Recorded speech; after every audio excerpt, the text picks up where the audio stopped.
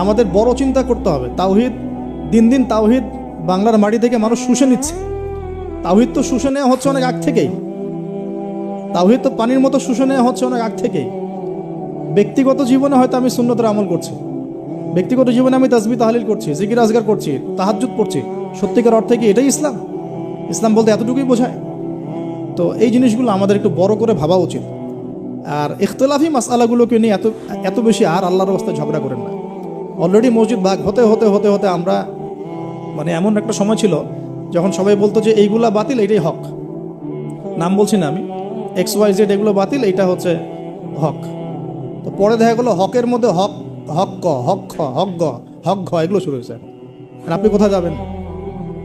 তো এখানে একটা ভালো দৃষ্টিভঙ্গি এরকম যে আমরা সবার প্রতি শ্রদ্ধা রাখতে পারি, আমরা সবার মতাদর্শের প্রতি শ্রদ্ধা রাখতে পারি। তো কমসে কম যে হ্যাঁ, ওই ভাইয়ের কাছে কিছু দলিল আছে, আমার কাছেও আছে, তার দলিলটা কতটুকু অথেন্টিক, আমারটা কতটুকু অথেন্টিক না, এই গভীরে ঢোকার মতো জ্ঞান তো আমাকে অর্জন করতে হবে।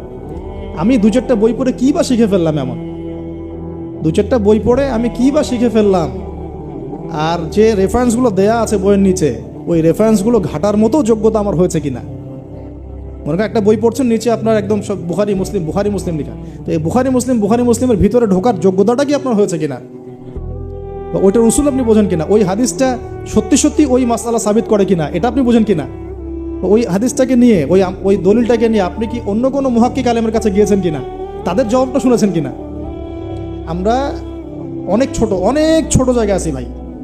আমি একটু খোলামেলা কথা বলছি, আমরা এখন অনেক ছোট পরিসরে চিন্তা করছি।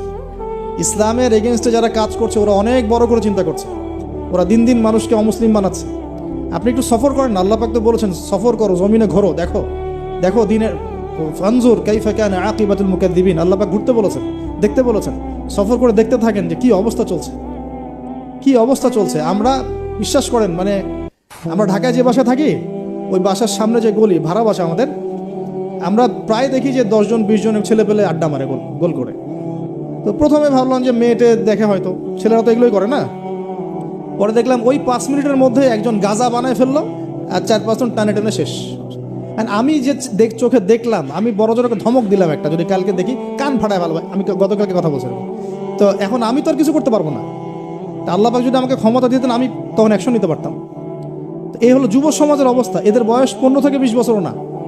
15 থেকে 20 বছরের যুব সমাজের অবস্থা আজকে ভয়াবহ। প্রশাসনের ভাইরা আছেন, জিজ্ঞেস করে দেখেন কিশোর গাঁয়ের কী অবস্থা, টিকটক প্রজন্মের কী অবস্থা। এরা এমন কোনো পাপ নাই করতে বাকি রাখতেছে না। এরা কিশোরদের অবস্থা, আমাদের বাচ্চাদের অবস্থা দেখেন, স্কুল কলেজে তারা পড়ছে, ছোটো ছোটো বাচ্চারা সব